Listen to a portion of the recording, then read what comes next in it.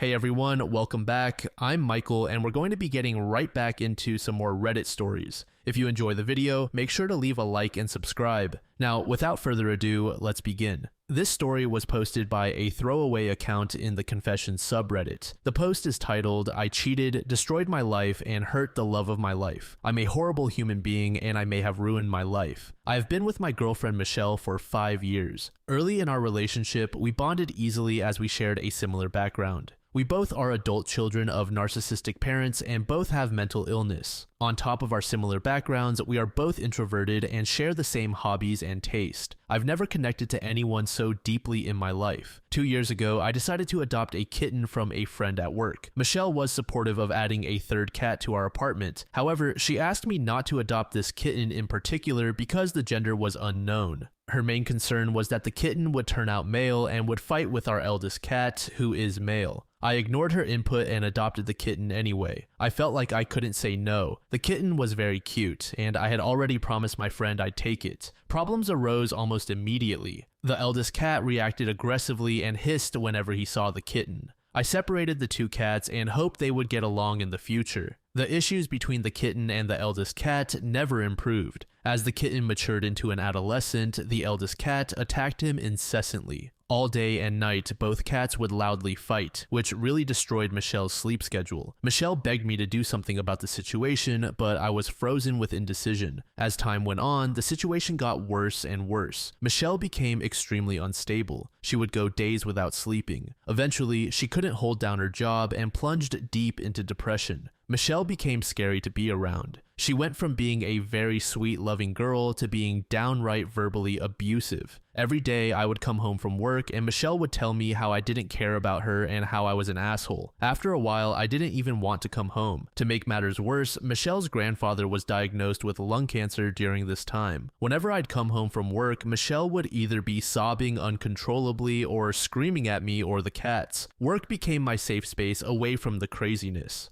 As the months went on, I met a new girl at work named Justine. Justine became my trainee, and we spent a lot of time together. I would confide in Justine about my home life. Justine was extremely supportive and advised me to leave Michelle. Justine told me that Michelle was a horrible, abusive person and that I deserved better. I believed her. Justine and I connected deeper and deeper over the next 3 months. I would go home, Michelle would berate me, and Justine would keep me sane by texting me and comforting me. Michelle just kept spiraling lower and lower every day. Eventually, Michelle began hallucinating and having what I now know were panic attacks. It was at this point I felt the relationship was doomed. I sat in an ER waiting room on Michelle's birthday while the doctor treated her for her first panic attack. I knew at this point Justine wasn't going to wait around forever for me. I felt like I couldn't be alone and needed Justine. A week later, I dumped Michelle and moved in with Justine. Michelle was devastated by my cheating and her brother came and got her from our apartment. After she settled into her brother's house, she still kept in contact with me. I don't think she had anyone else to talk to. I felt bad about what had happened, but I couldn't take the stress, so I mostly ignored her. My now ex begged me to come back almost daily and at one point tried to commit suicide by overdosing on pills. Her brother was not very supportive, and I suspect he verbally abused her during all of this. At this point, I'm with Justine, but Michelle convinced me to start meeting up with her to hook up. I figured I owed her the physical comfort, and I did still find her very attractive. So I started meeting up at hotels with Michelle, hooking up and heading home afterwards to Justine. It wasn't long before Justine caught wind. I got caught multiple times, but I kept seeing both Michelle and Justine for the next 6 months.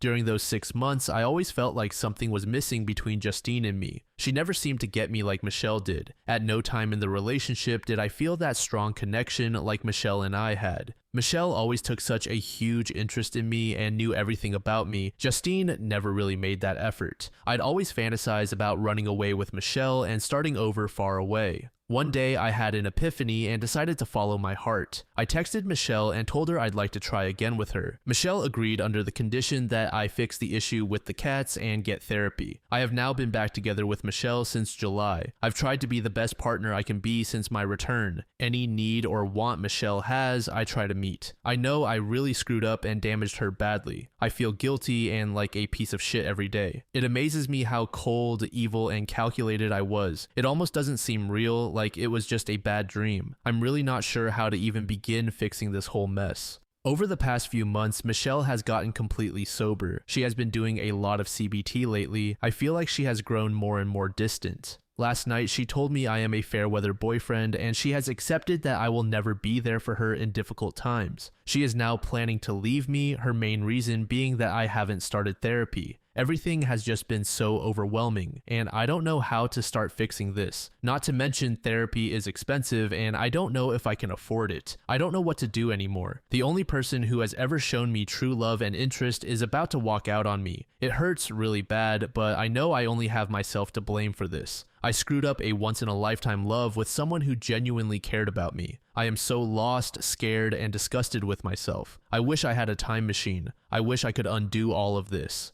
Can I fix this? User Yes Please said, honestly, she should leave you. You haven't done therapy, and you clearly don't care about the needs of others despite what you profess. Deeds, not words. You come off as very selfish and don't take responsibility for the intentional distress you inflicted on two people. You intentionally hurt people, and all you can do is write about yourself. For example, I just skimmed and counted 90 first-person pronouns. You are focused more on your own pity party than on getting some therapy, which is the bare minimum you could do after domestically abusing two women through infidelity. You want this all to go away and not learn why you abused people. But it's like that Captain Spock line, what you want is irrelevant. What you have chosen is at hand. You better work. User Roughneck said, the solution sounds simple, get therapy or lose the love of your life. If you're in love with her, you will do what's needed to keep her. I suspect she took you back and then realized that that was a mistake. The need she felt for you was superficial and fleeting once that goal was accomplished. You're not the love of her life. Sorry, drop both and find someone new. Learn from your past mistakes and don't repeat them. Life sucks sometimes, but we rebound. Humans are resilient.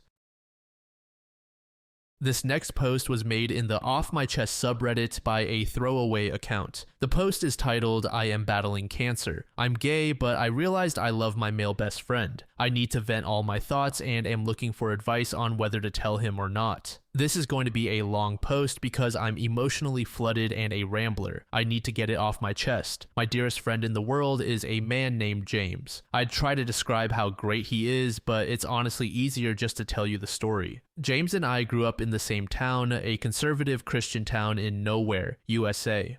The first time I met him was on the playground at school. He saw me sitting alone under a tree and came over to ask if I wanted to play with him and his friends. I said no, but he noticed I was reading a book about space. So he sat down next to me and asked which planet I thought would be the coolest to visit. We ended up talking for the rest of recess about what we thought the other planets might be like. And when we went back to class, he introduced me to his friends as my new friend. We were inseparable from that point on. It was one of those things where the entire town, our parents included, had us married off by age 8 or something. We didn't understand at the time, of course, but I would go on family trips with his family, stay over at his place, and vice versa through most of elementary school. We would get in trouble for talking during class every day, though not really because the teachers all loved him. We were best friends. When we finally reached the awkward teenage years and dating became a thing, he asked me to the first school dance and I said yes. We sort of started dating by default. I don't think we ever talked about it explicitly, but I just started calling him my boyfriend to other people and we went with that. Very little changed about our relationship. We still basically just did all the same stuff we used to do before, except our parents got stricter about the sleepovers and there was more hand-holding and cuddling. Kissing and stuff was always difficult for me, and I didn't know why, but he never pushed me on it at all, not even once. The 2 times we tried, he was able to tell very quickly that I was uncomfortable and he just shut down the interaction by messing up my hair playfully, saying, enough of that. How about we just watch a movie? I just assumed one day I would get it. Well, I didn't.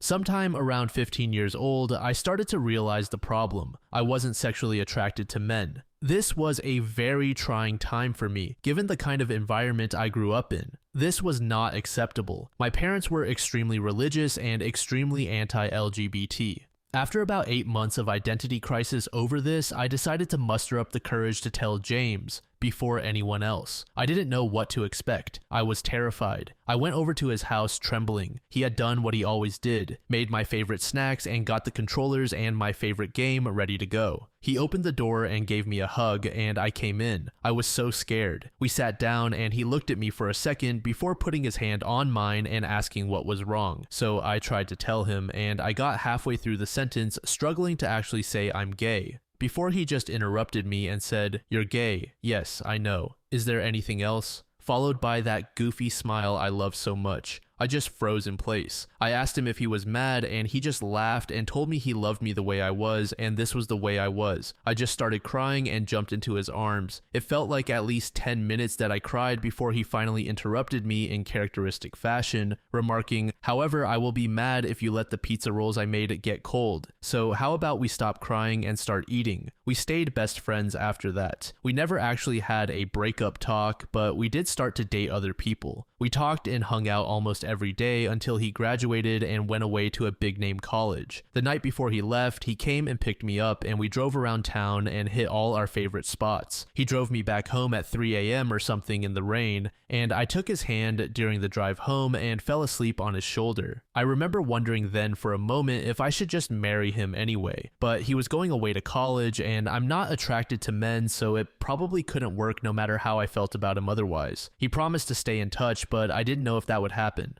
Well, it did. Obviously, it wasn't like before, but he made sure to call me every week just to check up on me and see how things were going. I went to college close to home. We'd talk about how hard college was, whoever we were dating at the time, and whatever drama was going on. During his junior year, my parents found out that I was gay. They did not react well and basically kicked me out of my home to save me. My parents are good people, so this didn't last, and they have more than made it up to me since and worked hard to unlearn their bad programming, but that was an awful time. I did what I always do and called James. He talked to me for about an hour and then got his mom to drive up to get me so I could stay in his old room. Then he flew home the next day pretty much just to cheer me up and make sure I was alright. Vintage driving around in circles, singing like idiots, and 2 a.m. junk food runs did the trick. I later found out from my mom that he had also gone and confronted my parents and stood up for me, telling them they should be ashamed of themselves and that if they were willing to lose their daughter over this, they were unfit parents and not the second family I thought you were.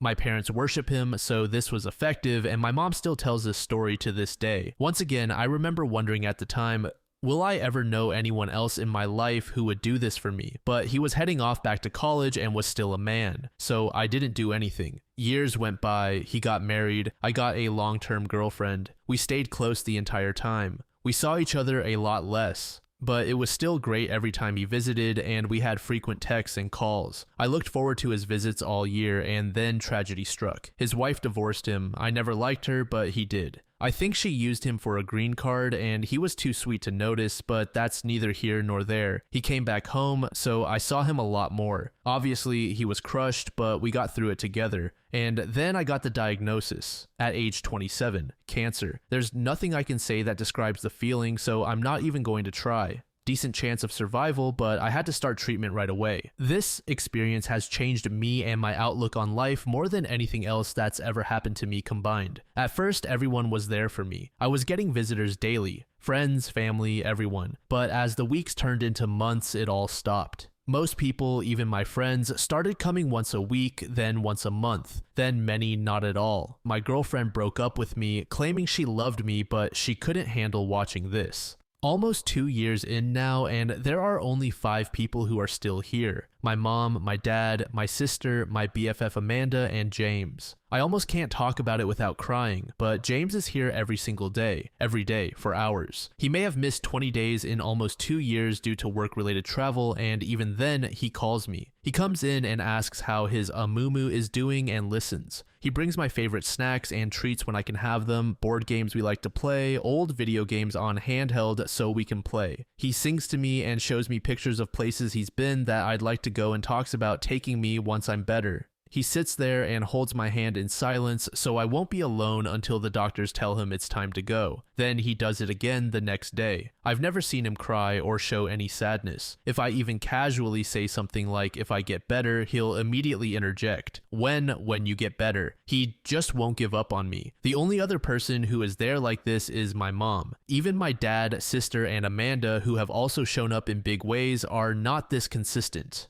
My mom is the #1 all-time James fangirl. A long time ago, she stopped that. But about 3 months ago, she made probably her first comment of that kind in around 7 years. I guess there are a few things she said. The first was, pay attention to the people who are still here now. They're the people who always will be. They're the people who love you and not just what you can do for them. This sort of set me off on a months-long train of thought that led to this post. Amanda and my sister also make a lot of comments about James. Both like him, and Amanda told me a few visits ago that she thinks I love him, and one reason none of my other relationships have worked out is that the other person can always tell they're number 2 everywhere but the bedroom. Then about a month ago, my mom was a little more direct. After James left one evening, she told me, "Baby, in all my years on this earth, I've never seen anyone love anybody like that boy loves you. I know you don't like it when I talk about this, but trust me, if you let him go again, you're going to regret it forever." I don't know what has changed, but this time when she said that, I just knew she was right. Every relationship I've ever been in has had some problem or thing that needed to be worked on. Most of them have several issues. The only thing missing here is that I don't feel a strong urge to rip his clothes off like I have with some of the women I've been with. But even there, it's different. In general, I find the idea of being with a man disgusting, but I don't find it disgusting with him. I like being touched by him and being close to him. He's so gentle. Lately, I even find myself fixating on his lips and daydreaming about kissing him. I'm not that sexual of a person, and I think overall of the people I've known in my life, I would be happier with him than with anyone else, and it isn't close. Now, the big problem is the cancer. Honestly, I'm not really on the fence about this anymore. If I survive, I want to be with him. I am getting better, and the doctors are hopeful.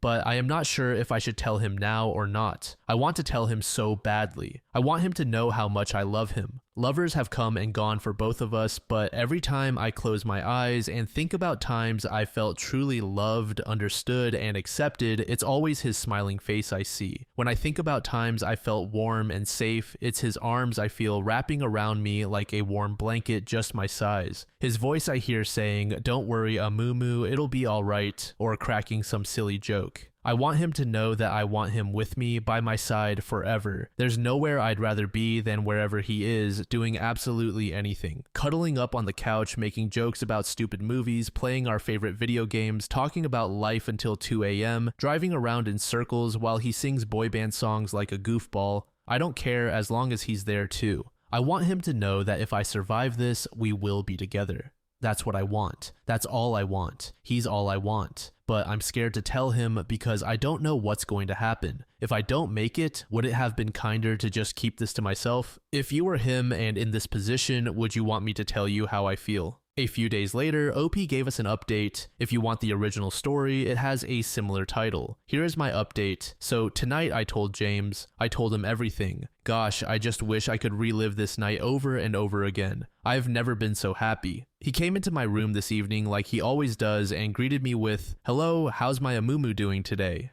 I told him I was doing well. He told me I looked beautiful, which is not true, but it still felt so sincere. Then he started unpacking the stuff he brought me today. I asked him to stop and just come sit with me because I wanted to talk to him. He nodded and came and sat down next to me. "What's up?" he asked. It took me a bit to gather myself. I kept getting distracted by his eyes. The way he looks at me sometimes, I don't know how to describe it. I told him, "I love you," and he just kind of laughed and touched my hand before casually responding, "Oh, I know that. I love you too." In retrospect, this wasn't the best way to start since we've said that enough times with a different understanding that he didn't get what was happening. He started to get up again to unpack the snacks, and I grabbed his arm and asked him to let me finish. He looked confused, but nodded and sat back down. And then I did it. I told him everything. I told him about all the times in the past I'd thought about just marrying him despite my sexuality. I shared my favorite memories of him and how they make me feel. I told him he'd always been my best friend and the person I trusted the most. I admitted that I made a mistake and should have chosen him.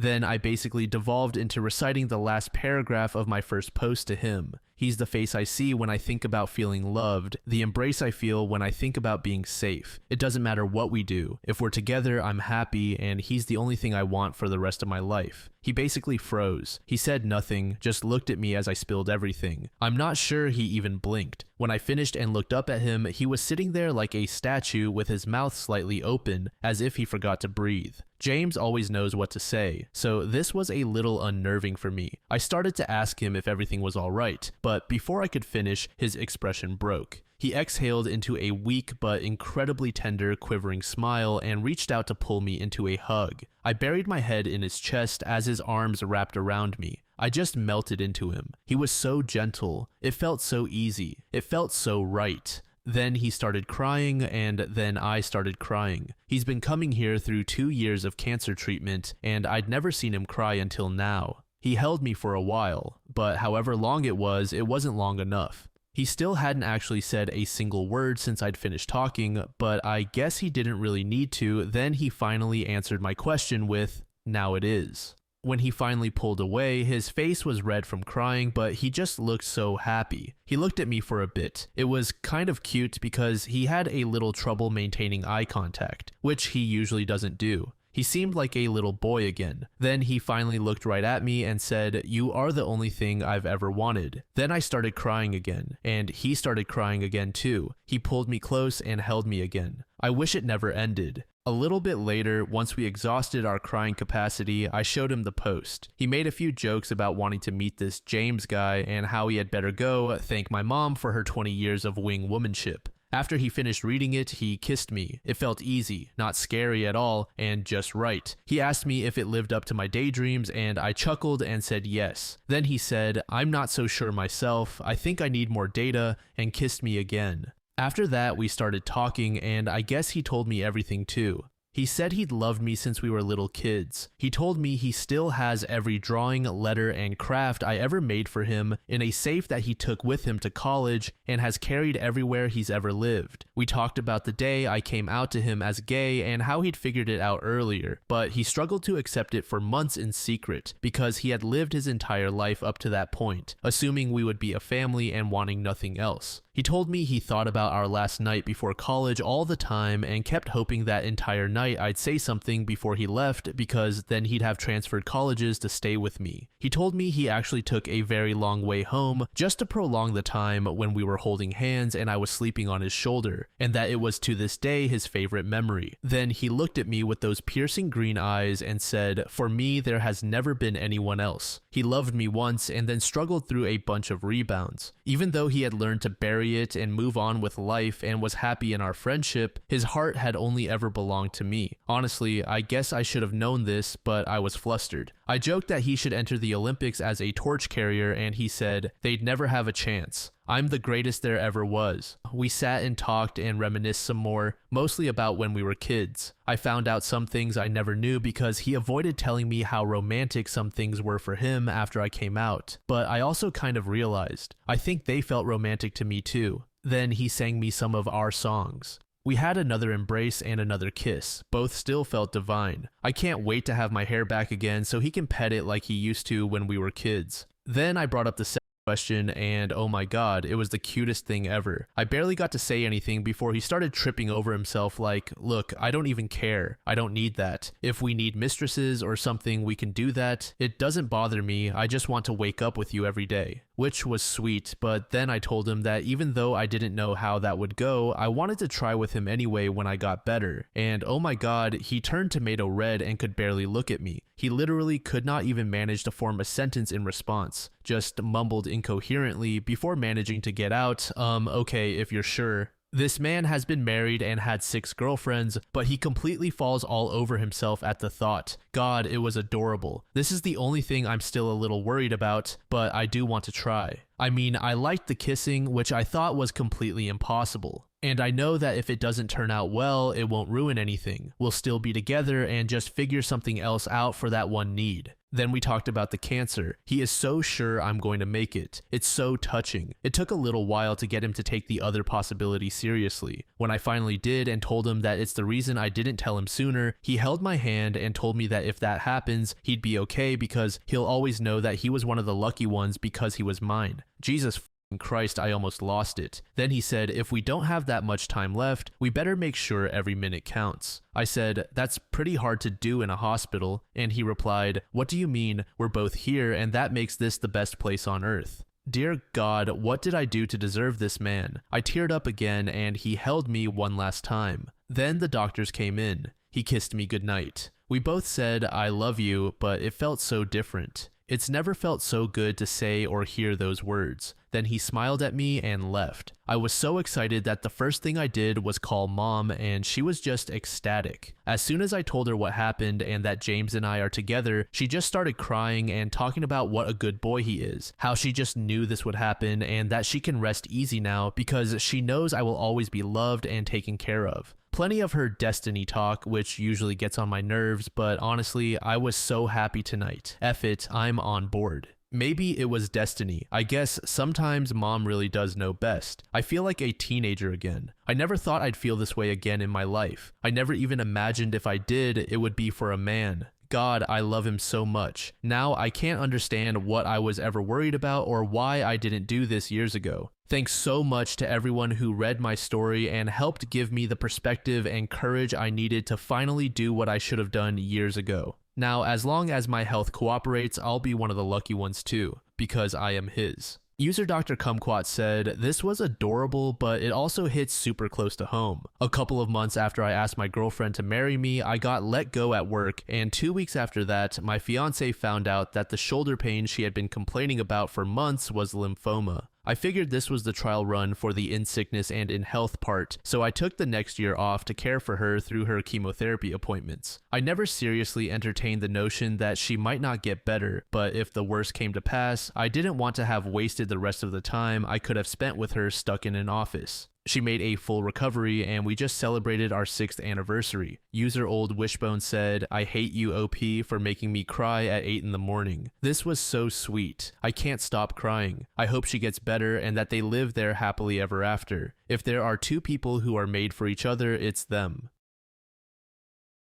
This final post was made in the True Off My Chest subreddit by a user named rwall. The post is titled, Had a Baby and Lost Her All in the Same Month. My girlfriend and I went through the journey of having a baby. This isn't our first rodeo, but this was our first baby together. Our relationship is perfect. Literally, I'm not just saying that to say it. We've been together for 2 years and we've never had a fight. I love this woman with every ounce of me. She loves me through and through. She appreciates me for the smallest and dumbest things, but it's so amazing to me. The house can be a mess, and if I do something simple like sweep the floor, she will boost me up and make me feel good for doing it, despite the rest of the house being chaotic. When we found out about the baby, everything was perfect. Every appointment brought amazing news. The baby was in the 80th percentile for size, and her BPP scores were all perfect. Then on the morning of November 7th, my girlfriend called me and said she hadn't felt the baby move since last night. She said she was going to the hospital. I was just about to board the train to work, but I stopped and walked back to my car.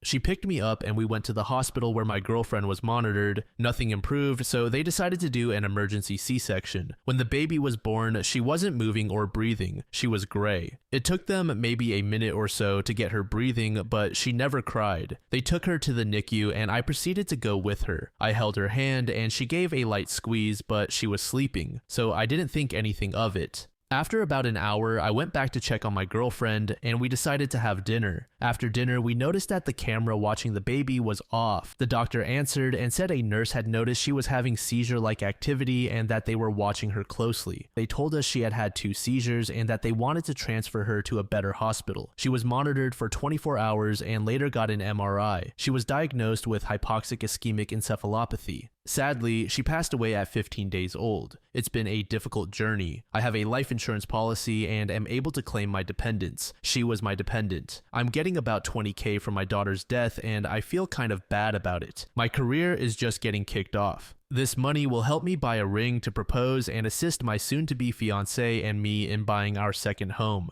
But I hate the way we got it. Why do I feel this way? User Ordinary Meeting said, "My deepest condolences. I can't imagine your pain. Don't feel bad about accepting the money and using it to improve your life. That's why we pay into these plans to help us when we're down. Best wishes to you and your family." User The Dawn Treader said, "You feel this way because you're a dad whose baby died. You should be sad. It's completely normal to feel that way. Take your time to go through the grief and let it happen as it will. Be there for your girl. You'll get through it." User Overly Underfocused said, "I'm sorry for your loss. I would suggest keeping the money separate from your other savings and using it to buy a ring, if possible. If I were your girl, I would feel that buying a ring with money that came from that situation would complicate how I feel about it, even if the other money is spent on living expenses or medical bills. This way, you can afford to use your other savings."